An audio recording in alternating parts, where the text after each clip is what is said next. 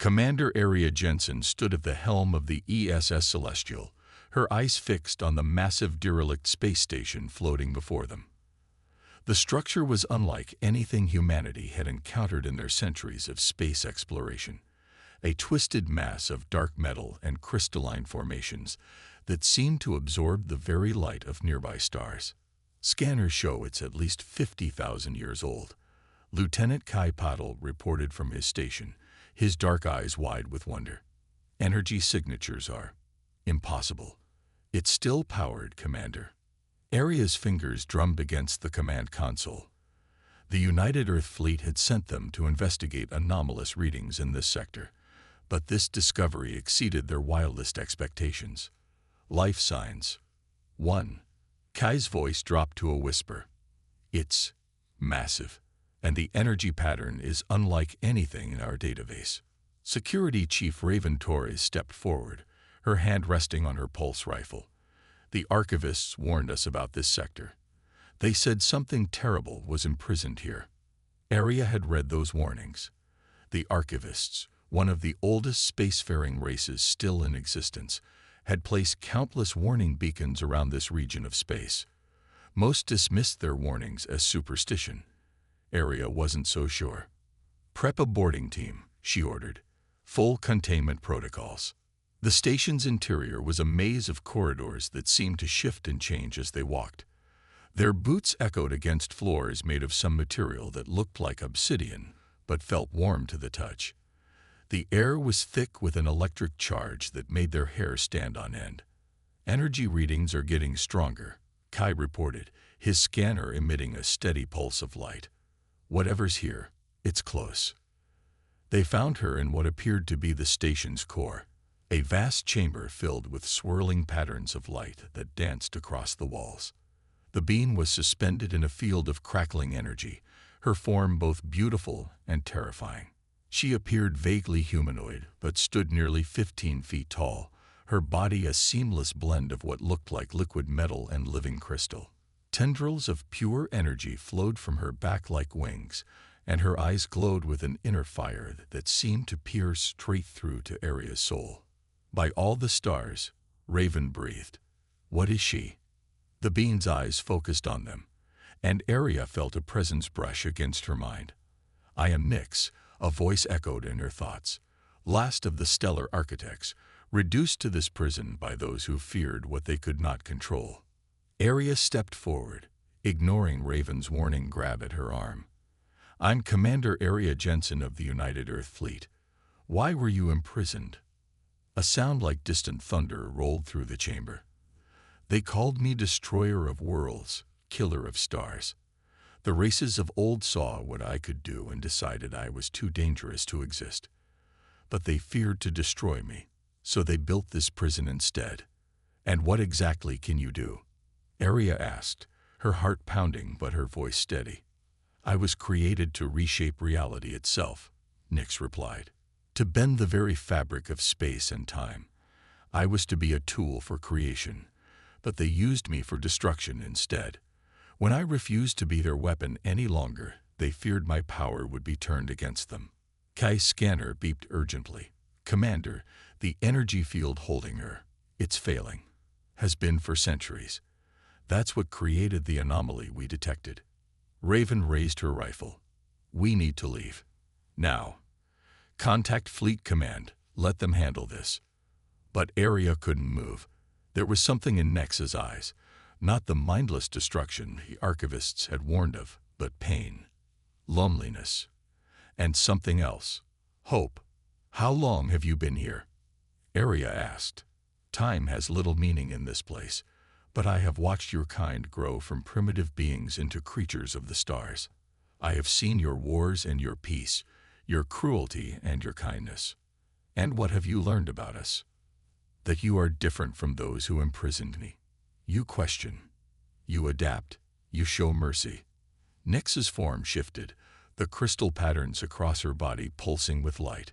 You stand before me now, armed yet willing to listen. That alone sets you apart.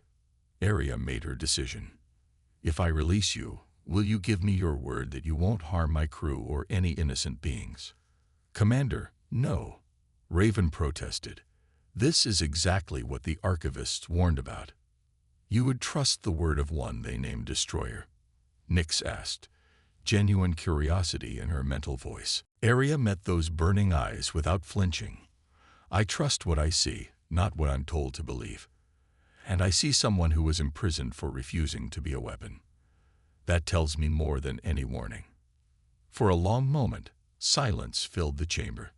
Then Nyx spoke again, her mental voice softer than before. You have my word, Arya Jensen, not just as a promise, but as a debt of honor. Free me, and I will defend your people as if they were my own. Arya stepped up to the control panel, her fingers hovering over the ancient symbols. Behind her, Raven and Kai watched with bated breath, weapons lowered but ready. With a deep breath, Arya pressed the sequence that would either mark a new beginning or doom them all. The energy field collapsed with a sound like shattering glass, and Nyx stepped forward, her full majesty unveiled.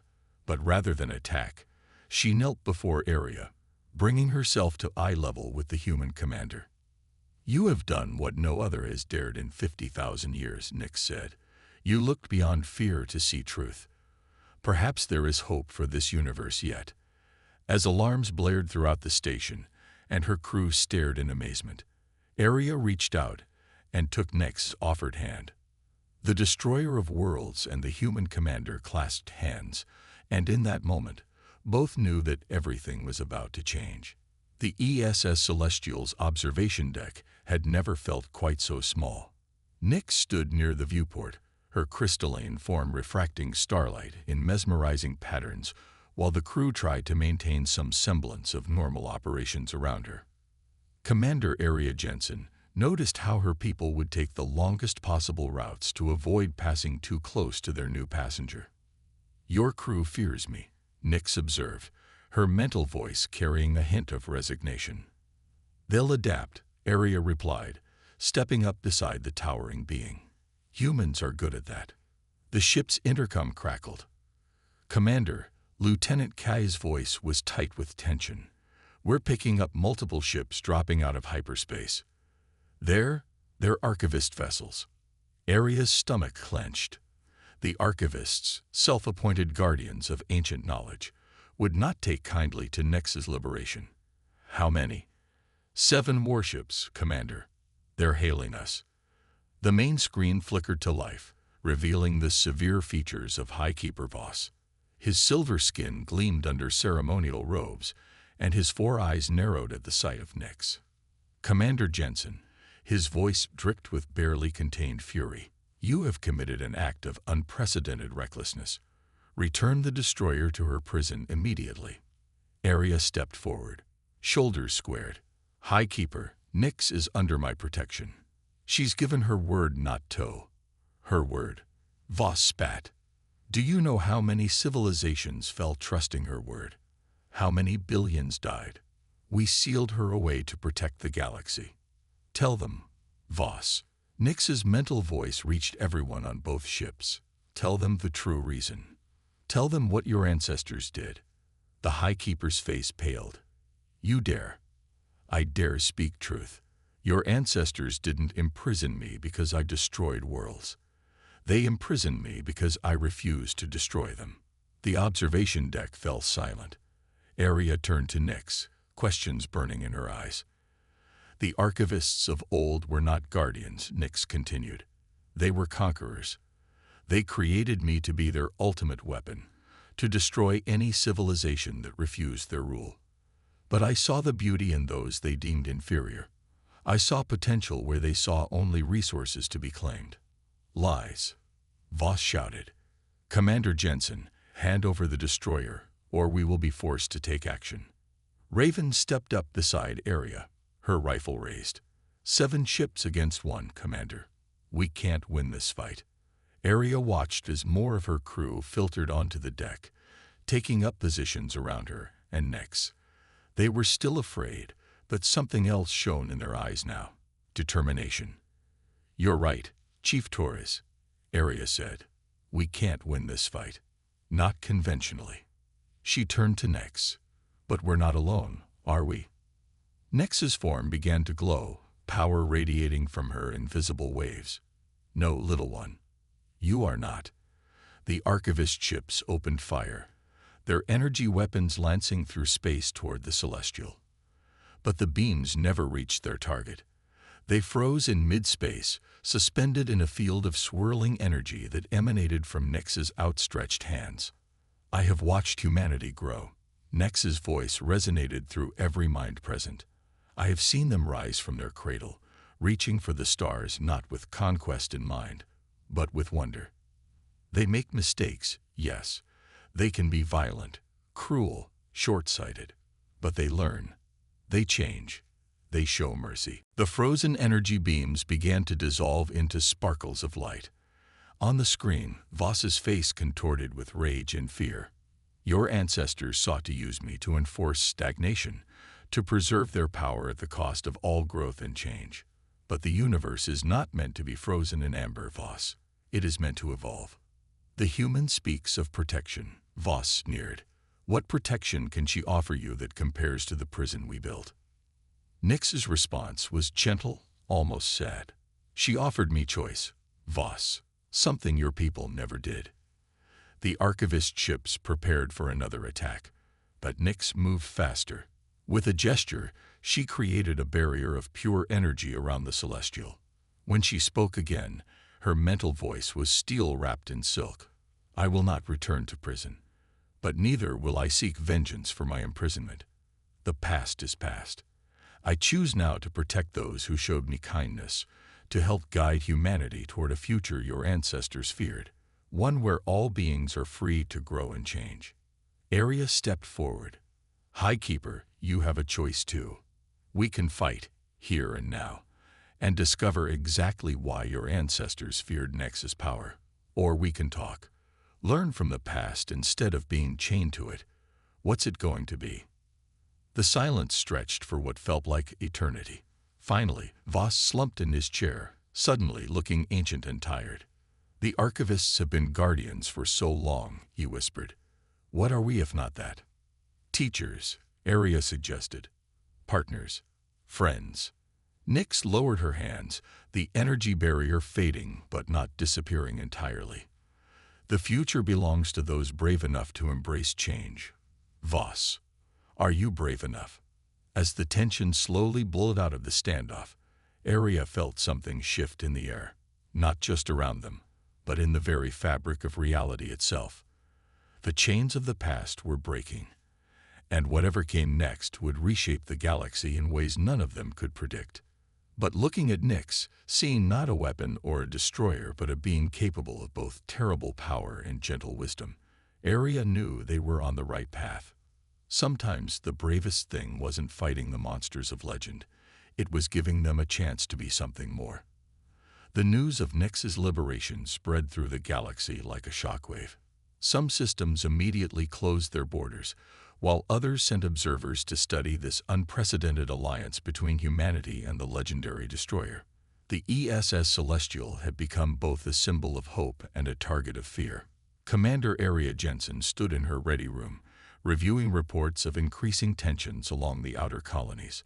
A holographic display showed dozens of distress signals from human settlements near the Void Reach, a previously quiet sector of space. "The timing isn't coincidental," Raven Torres said, her security chief's instincts on high alert. "These attacks started right after word got out about Nyx." Nyx materialized through the wall, her crystalline form shifting like liquid starlight. The crew had mostly grown used to her ability to phase through solid matter, though it still startled visitors. "They're testing us," her mental voice resonated. "The Shadeweavers have emerged from their dark places." "Shadeweavers?"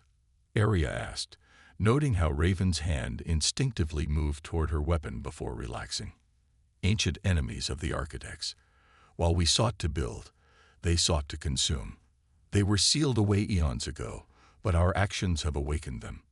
Nyx's form flickered with barely contained energy. "They believe me weakened by imprisonment.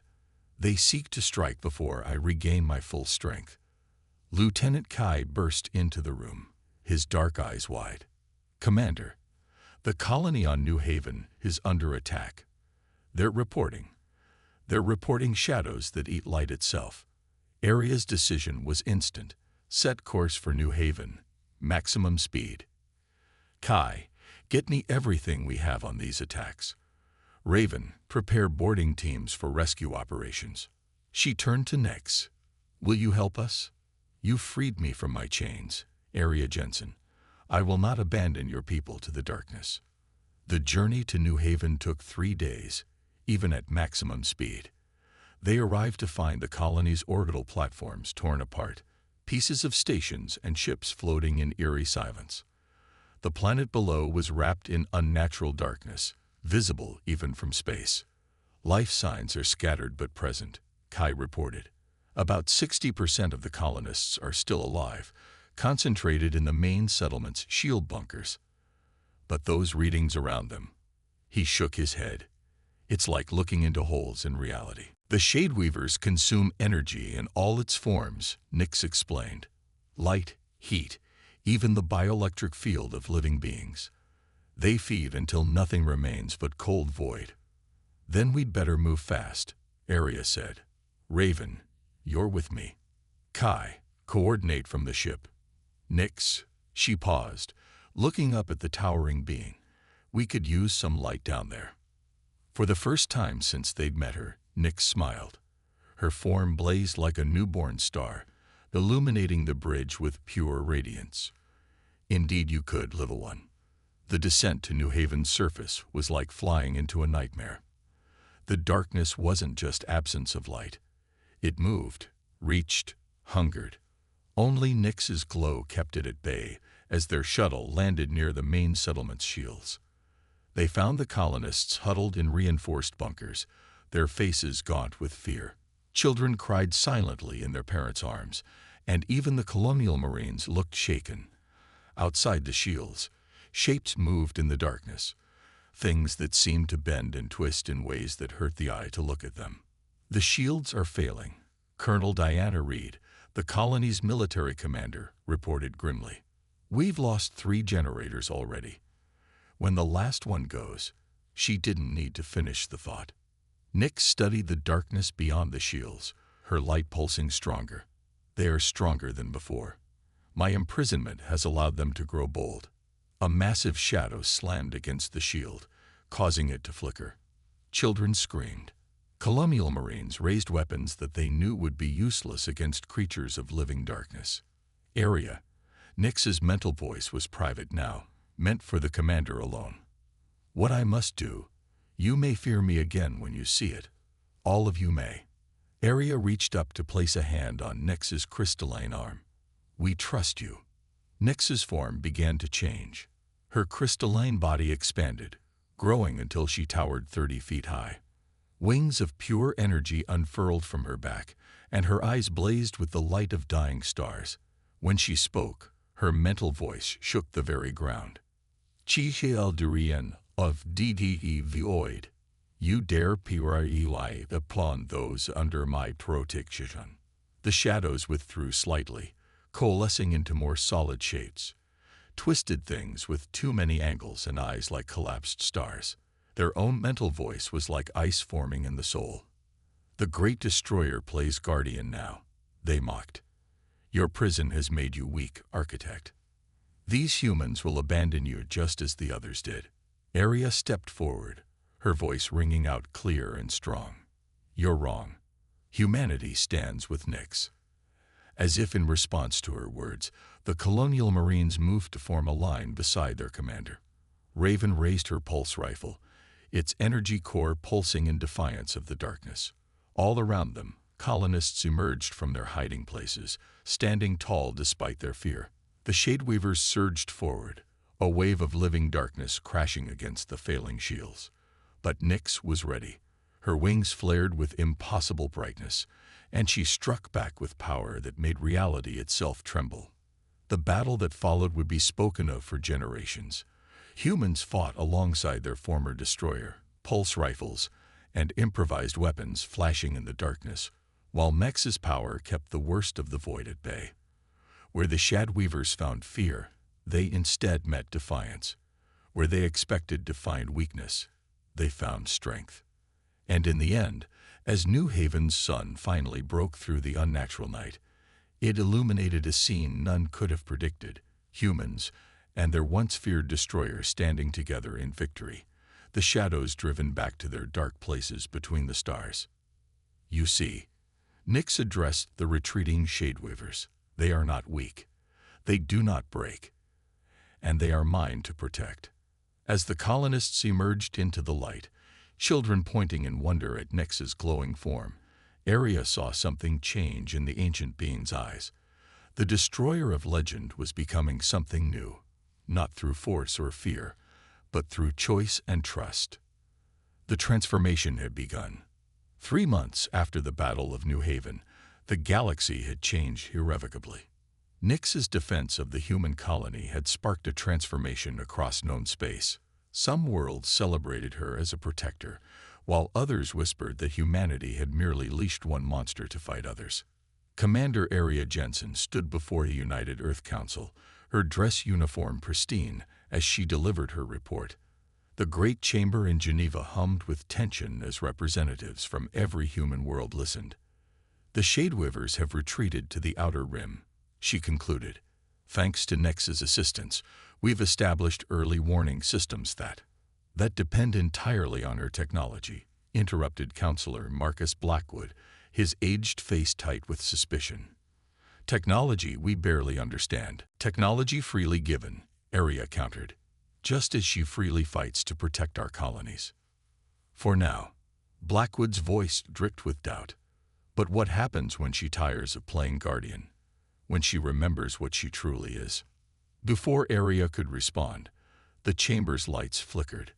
A familiar presence touched their minds as Nyx phased through the chamber's walls, her crystalline form somehow both beautiful and terrifying in the formal setting.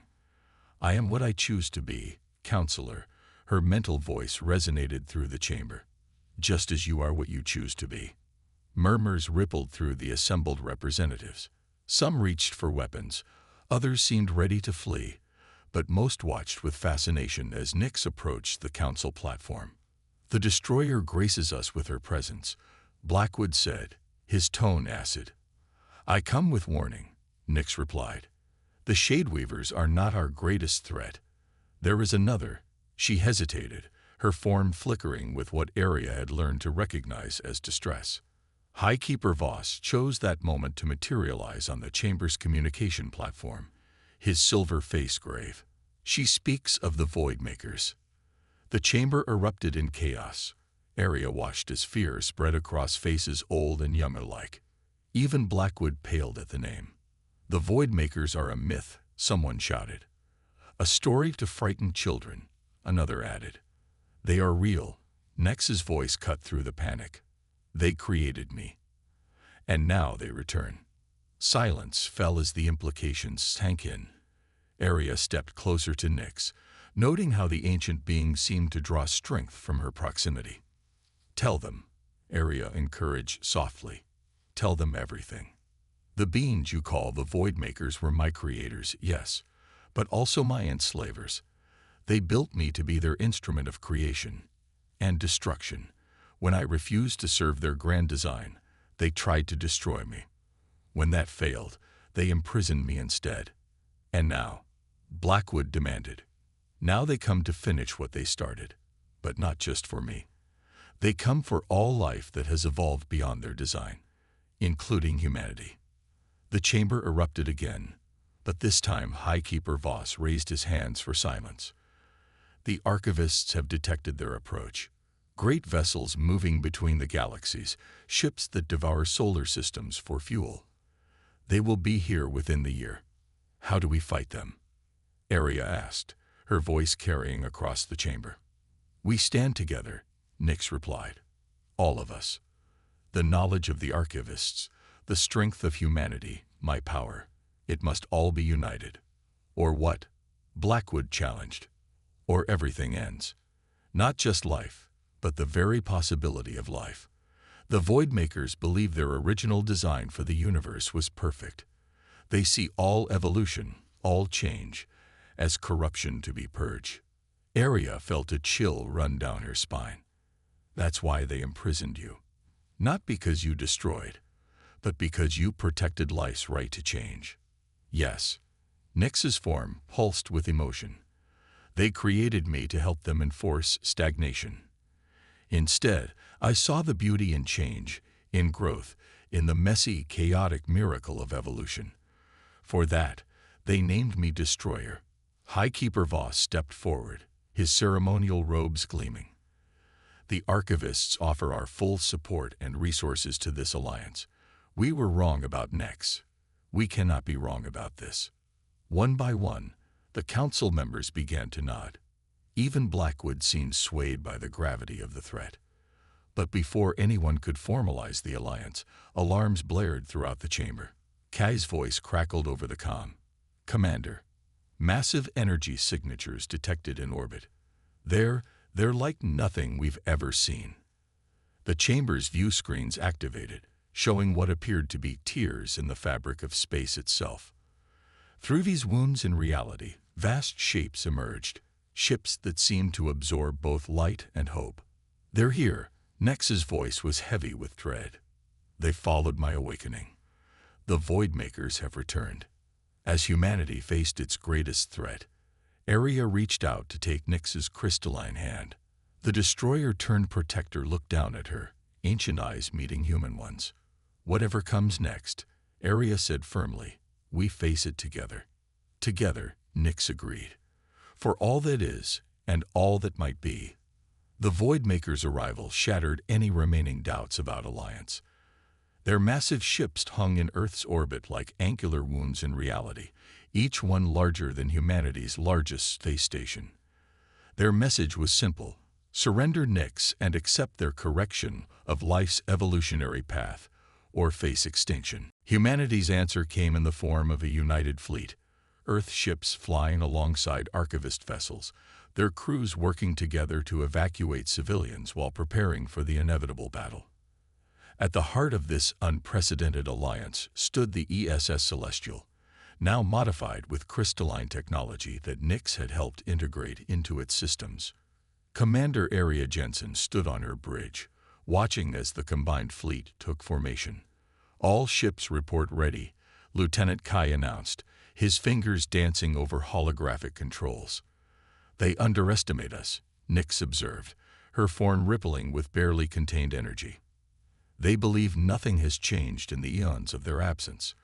Then let's show them how wrong they are, Raven said, checking her modified pulse rifle. The weapon, like many others, now incorporated elements of Nyx's crystalline technology. The Voidmakers struck first, their weapons reaching across space to tear reality itself. Several ships vanished instantly, their crews scattered across dimensional planes. But the defenders were ready. Shields of crystalline energy flared to life, Nyx's technology protecting them from the worst of the assault. Chi Durian of DDT Void, a voice boomed through every mind present. Your experiment, is FAILED. Surrender your QOR, UPTED forms for reQON FIGURHIN. Aria stepped forward, her voice clear and strong. We are not an experiment. We are life, in all its beautiful, chaotic glory. And we will not surrender. The battle that followed would be remembered for millennia. The combined fleet engaged the Voidmakers in a dance of destruction and defiance. Nyx fought alongside them, her power now amplified by the trust and cooperation of those she had once been created to destroy. But it wasn't enough. The Voidmakers were too powerful, their technology too advanced. Ship after ship fell, despite their best efforts. The defenders were being pushed back, forced to watch as Earth's orbital defenses began to crumble. In the Celestial's command center, Aria found Nyx studying ancient schematics with Highkeeper Voss. We're losing, she said simply. Yes, Nyx agreed. Unless what? There is a way. Nyx's mental voice was hesitant, but it requires something unprecedented. A fusion of energies, my power, archivist knowledge, and humanity's spark of chaos. You're talking about merging consciences, Voss realized, his silver face pale. creating something entirely new. Yes, but it must be voluntary, and it must be you, Aria Jensen. Your mind, your spirit, they are what allowed you to see beyond fear to truth. That is what we need now. Aria didn't hesitate. Whatever it takes. The process was both beautiful and terrifying. As the battle raged outside, Nyx, Aria, and Voss joined in a trinity of power. Crystalline energy merged with human consciousness and archivist knowledge, creating something that had never existed before, a beam of pure possibility. When it was done, where three had stood now stood one. Nyx's crystalline form remained, but changed, more organic, more alive. Within her glowing eyes now shone the spark of human determination and the wisdom of ages. The crew of the Celestial watched in awe as their commander's consciousness merged with the ancient being they had come to trust. The result was neither human nor architect nor archivist, but something gloriously new. The Voidmakers sensed the change. Their attacks intensified, reality-shredding weapons focusing on this new threat to their perfect design. But they had made a fatal mistake. They had given their creation the power to reshape reality itself. You fefi air che ninji. The merged being's voice echoed across space itself.